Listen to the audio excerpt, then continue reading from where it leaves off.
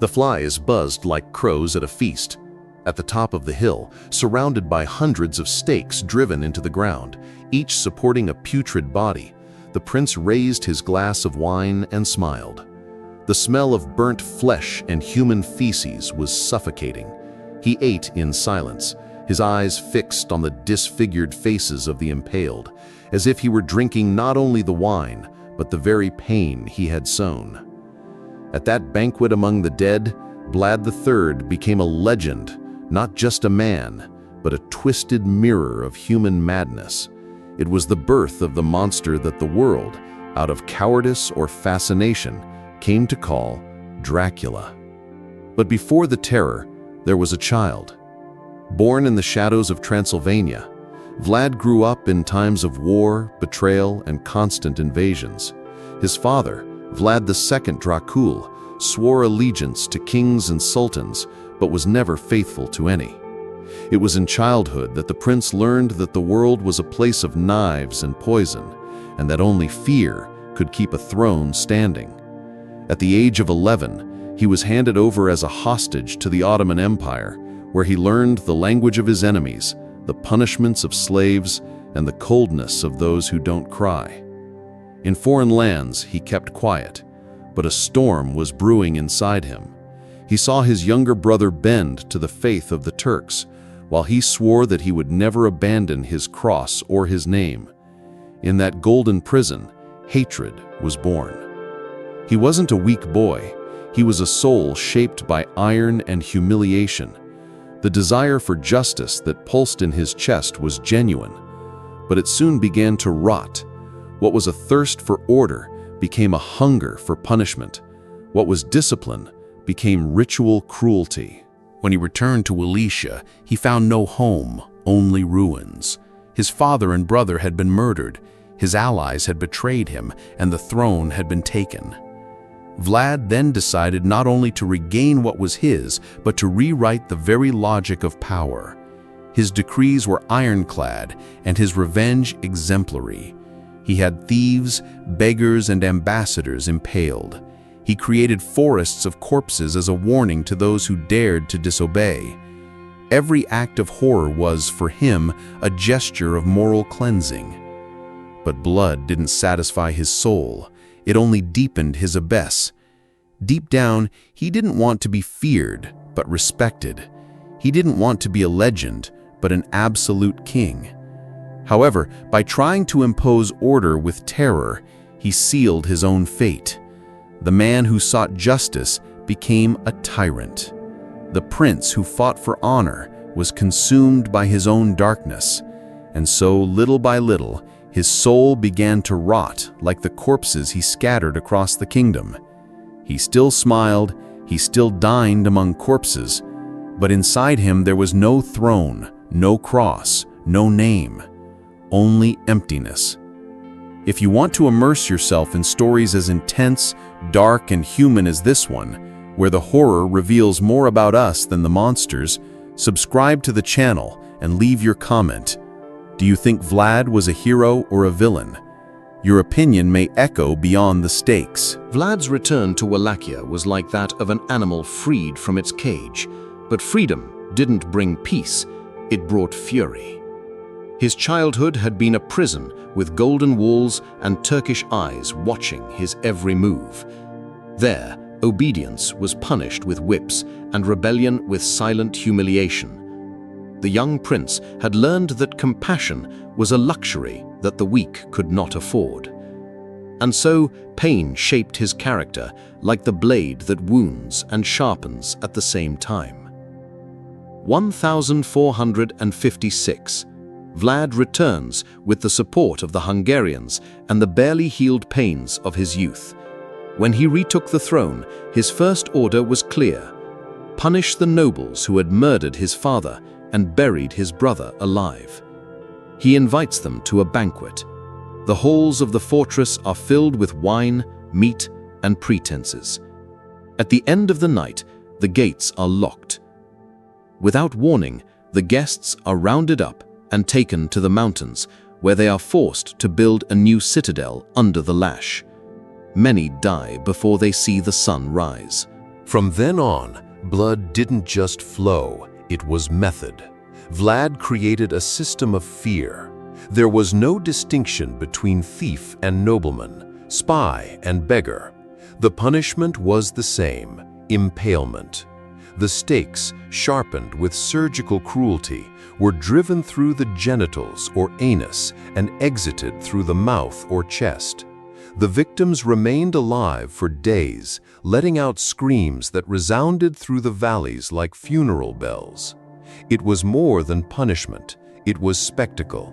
Suffering was the language he used to say, "I have returned." But there was a twisted logic to it all. For Vlad, moral cleansing required physical suffering. The city of Târgoviște, under his command, became a showcase of open bodies, viscera exposed to the wind, glazed eyes fixed on the sky. It was as if he wanted to expel evil from the world with blows of wood and fire, like an inquisitor without a church. However, with each new impalement, his thirst increased. Power poisoned him with the illusion of purity, while his heart slowly rotted without him realizing it. The peasants feared him, foreigners cursed him, but there were those who admired him. They said that on the roads Vlad ruled, coins could rest for days without being stolen. Brutal justice bore fruit, but fruit watered with pus, weeping, and rotting flesh. In his letters, the prince wrote proudly of the number of dead. A forest of 20,000 impaled bodies was erected outside Târgoviște to welcome the Ottoman Sultan. It was a warning, but it was also an altar. The hunger for control was growing like a stomach ulcer. Vlad trusted no one. His body, once agile, was now as rigid as his paranoia. His eyes became dark hollows that didn't blink. He began to talk to himself, to laugh in moments of silence, to walk the corridors muttering prayers that were confused with curses. Absolute power had isolated him, and isolation, like a fever, made him delirious. The conflicts with the Ottomans reached their peak in 1462. Sultan Mehmed II was marching with an army of over 100,000 men to crush Wallachia and turn Vlad into dust. But the prince didn't back down. He created ambushes, poisoned wells, and burned crops. It was a dirty war of howls and coughs, of men burning alive and burned out huts. The earth screamed and the sky seemed to have moved away. It was at this time that Vlad carried out what history calls the night attack. With a small troop, he invaded the Ottoman camp at night, in disguise. His aim was to assassinate the Sultan with his bare hands. He didn't succeed, but he spread panic, chaos, and the certainty that he was dealing with a man who didn't even fear death, a demon of flesh and blood. Dracula himself, the son of the dragon. However, victory did not come. The Turks were numerous, powerful, and merciless. Târgoviște fell. Vlad fled. He took refuge in Transylvania, where he believed he had allies, but he encountered mistrust. He was arrested by order of King Matthias of Hungary. He was accused of treason, madness, and being a threat to Christianity. For more than 12 years, the Impaler lived imprisoned in cold castles, surrounded by damp walls and the distant laughter of crows. It was in prison that the real decomposition began. Deprived of the throne, of war, of the fear of others, Vlad began to rot from the inside. His hands trembled, his breath smelled musty. Unexplained pains ran through his body like invisible thorns. He, who once walked among corpses like a god of punishment, was now a forgotten man, and the only thing he had left was silence. But fate, cruel and ironic, would set him free once again. In 1474, he was called back to the throne in the face of the Ottoman threat. He returned with bitterness in his eyes and ghosts on his skin. He was older, thinner, but the fury still burned. He impaled traitors, rebuilt fortresses, and haunted the countryside again. But the world had changed, and he was no longer feared as before. The nobles tolerated him out of necessity, but plotted behind his back. So began the last act of his life.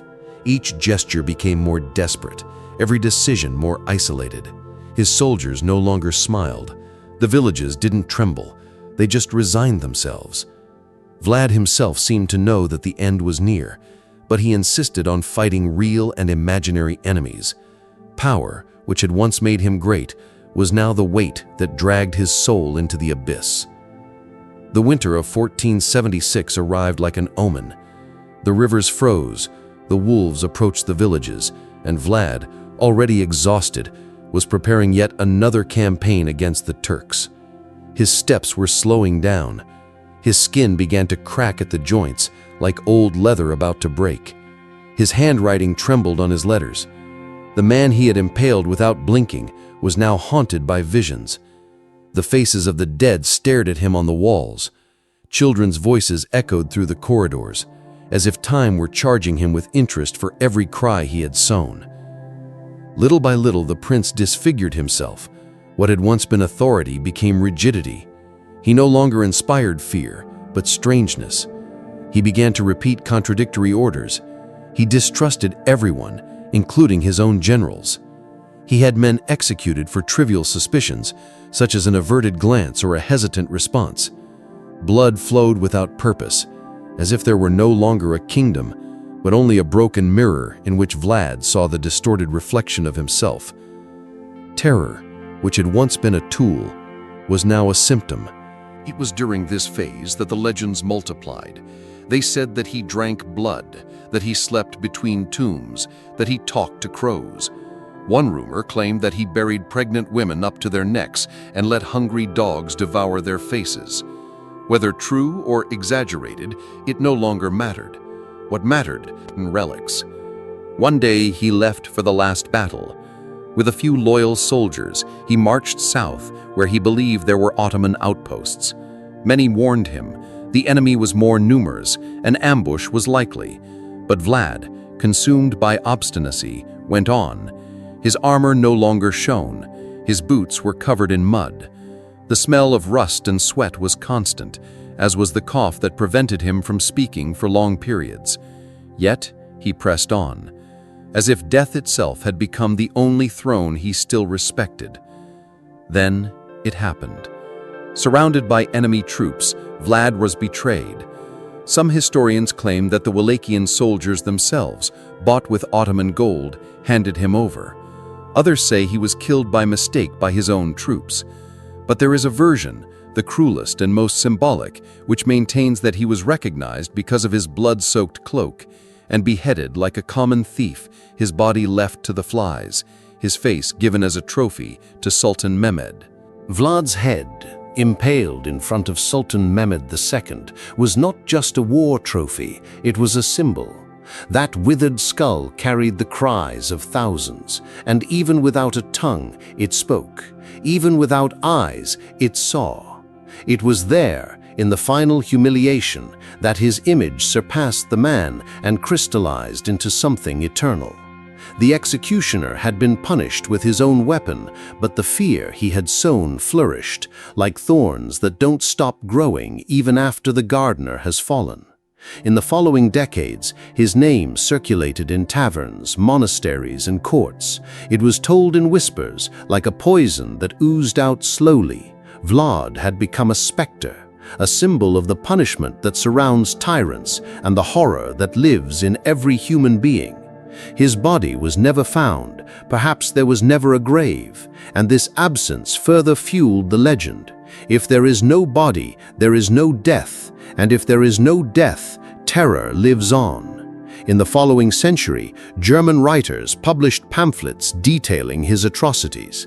The exaggerated accounts became fuel for a collective memory based on fear and loathing. The man who fought the Turks in the name of the Christian faith was painted as a demon who feasted on human flesh and washed his hands in the blood of the innocent. The truth, distorted or not, no longer mattered. Vlad was now the monster needed for the nightmares of a Europe sick with war and guilt. But the cruelest blow came centuries later. when Bram Stoker in 1897 made his name immortal. Dracula, the aristocratic and seductive vampire, born of decadence and bloodlust, emerged as the supreme icon of the corruption of the soul. Fantasy appropriated real tragedy. Vlad's blood, which dried on the hills of Wallachia, was transformed into a metaphor. His torture became Gothic romanticism.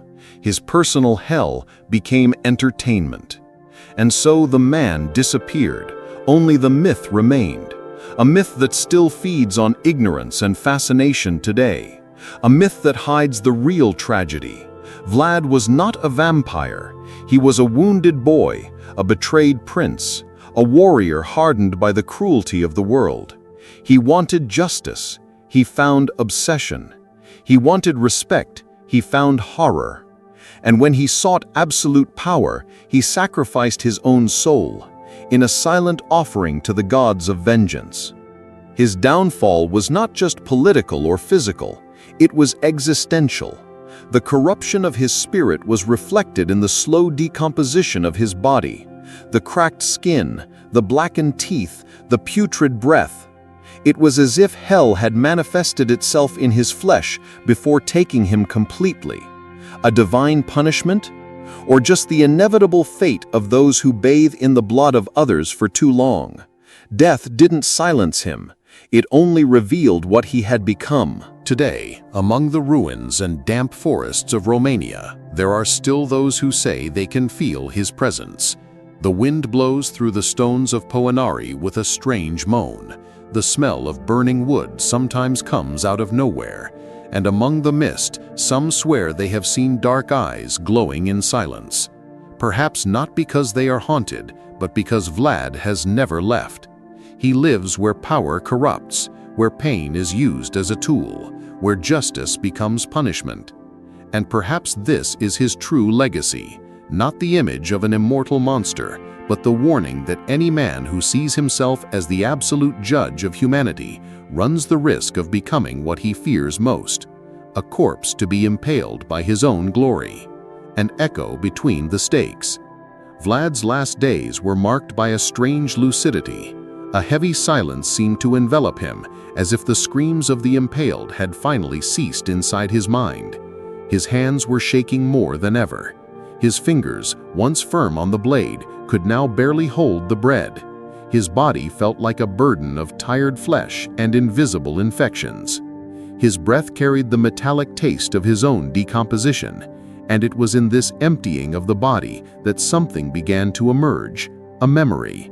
The memory of the boy who cried in silence in the Ottoman prison.